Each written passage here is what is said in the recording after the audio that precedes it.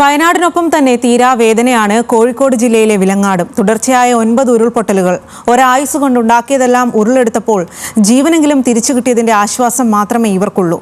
അപ്പോഴും രക്ഷാപ്രവർത്തനത്തിനിടെ ജീവൻ നഷ്ടമായ മാത്യു മാഷിന്റെ വിടവ് ഇവരുടെ ഉള്ളു പൊള്ളിക്കുന്നുണ്ട്.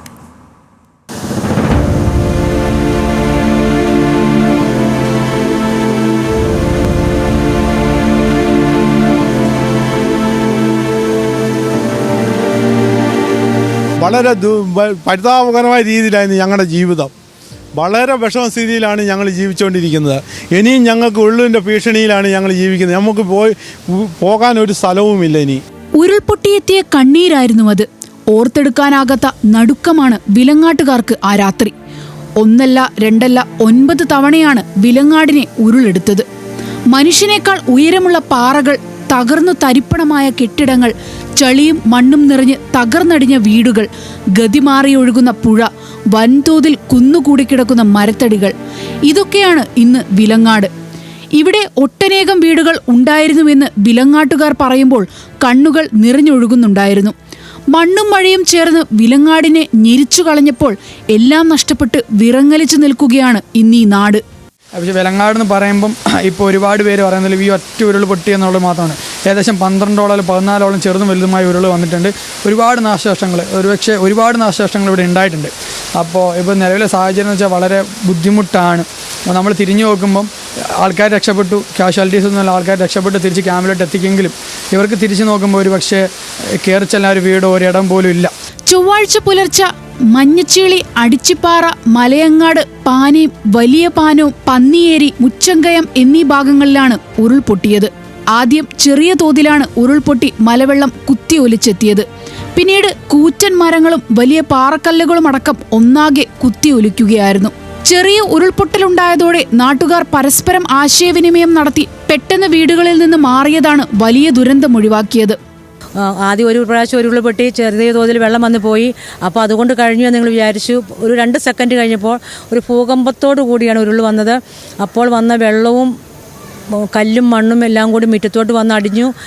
പിന്നെ അതിനുശേഷം വന്ന് ഉരുൾ എന്തായിരുന്നു എന്ന് പറഞ്ഞാൽ ഒരു 4 ആൾ പൊക്കത്തിലും മണ്ണും കല്ലും എല്ലാം കൂടിയാണ് വന്നത്.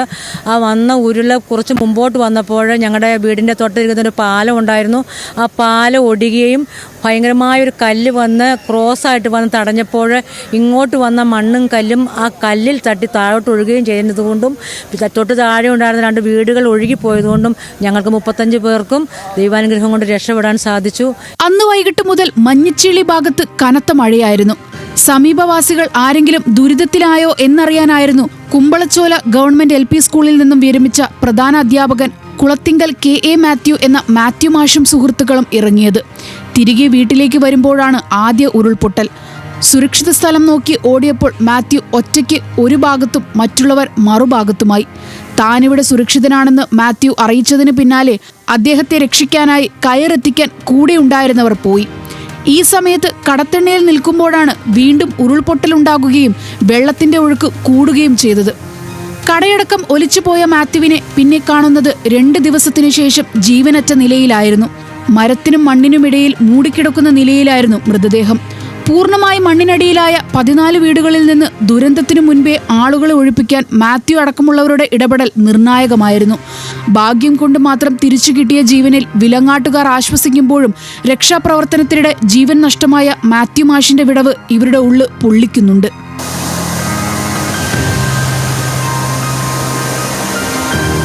പ്രദേശത്ത് 26 വീടുകൾക്കാണ് നാശമുണ്ടാക്കിയത്. മലവെള്ളപ്പാച്ചിലിൽ ഉരുട്ടിപ്പാലം, വിലങ്ങാട് ടൗൺ പാലം, മഞ്ഞച്ചീളിയിലെ 2 പാലം, മലയങ്ങാട് പാലം എന്നിവയ്ക്ക് നാശനഷ്ടമുണ്ടായി. ഉരുൾപൊട്ടലിൽ വിലങ്ങാട് മലയോരത്ത് കോടിക്കണക്കിന് രൂപയുടെ നാശനഷ്ടമുണ്ടായി. 15 വീടുകൾ ഉരുൾപൊട്ടലിൽ ഒലിച്ചുപോയി. 40-ലധികം വീടുകൾക്ക് നാശനഷ്ടമുണ്ടായിട്ടുണ്ട്. 50 ഏക്കർ ഭൂമിയിലെ കാർഷിക വിളകൾ പാടെ നശിച്ചു. 185 കുടുംബങ്ങളിലായി 900ഓളം പേരാണ് 4 ദുരിതാശ്വാസ ക്യാമ്പുകളിലായി കഴിയുന്നത്. ഇവിടെ യഥാർത്ഥത്തിൽ സംഭവിക്കുന്നത് ഈ ഒരു മേഖല ഉരുൾപൊട്ടലും അങ്ങനെ പ്രകൃതി ദുരന്തത്തിൻ്റെതായ ഒരു മേഖലയാണ്. ഈ മേഖലയിൽ വേണ്ടത്ര ശ്രദ്ധ ചെലുത്താനായിട്ട് ഗവൺമെൻറ്റിന് പറ്റുന്നില്ല എന്നുള്ളത് വളരെ സങ്കടകരമായ ഒരു കാര്യമാണ്. കാരണം ഇവിടെയുള്ള ആൾക്കാരും സാധാ ആൾക്കാരെ പോലെ ടാക്സ് പേയേഴ്സാണ്. ഈ ടാക്സ് പേയേഴ്സിന് കിട്ടുന്ന കുറച്ച് പ്രിവിലേജുകളുണ്ട്. അതൊന്നും ഇവിടെയുള്ള ആൾക്കാർക്ക് കിട്ടുന്നില്ല. റോഡായിട്ടാണെങ്കിലും പാലമായിട്ടാണെങ്കിലും ഇതൊന്നും ലഭിക്കുന്നില്ല. അതുകൊണ്ടാണ് ഈ ദുരന്തത്തിൻ്റെ ഇത്രയും വ്യാപ്തി ഉണ്ടാകാനുള്ളൊരു കാരണം. ഇതുവരെ ഈ നാട് കണ്ടതിൽ ഏറ്റവും വലിയ ദുരന്തമാണിതെന്ന് നാട്ടുകാർ പറയുന്നു. ഉരുളുടച്ചു കളഞ്ഞത് വിലങ്ങാടിന് മാത്രമല്ല, ഈ നാടിന്റെ ആകെ ഹൃദയത്തെയാണ്. ജീവിതം ഇനി എവിടെ തുടങ്ങണമെന്ന ചോദ്യം മാത്രമാണ് ഓരോ കണ്ണിലും ബാക്കിയാകുന്നത്. അപ്രതീക്ഷിതമായെത്തിയ ദുരന്തമുഖത്ത് പകച്ചു നിൽക്കുകയാണ് വിലങ്ങാട്. വയനാടിനെ പോലെ തന്നെ വിലങ്ങാടും ഇന്ന് എല്ലാം നഷ്ടപ്പെട്ടവരുടെ നാടാണ്. വയനാടിന് വേണ്ടി കേരളം ഒറ്റക്കെട്ടായി നിലകൊള്ളുമ്പോൾ തങ്ങളെ മറന്നു പോകരുത് എന്ന് മാത്രമാണ് നിസ്സഹായരായ ഇവിടുത്തെ മനുഷ്യർക്ക് പറയാനുള്ളത്. വിഷ്ണു സാനന്ദിനോടൊപ്പം ദിൽഷ തിലകൻ, ന്യൂസ് മലയാളം, കോഴിക്കോട്.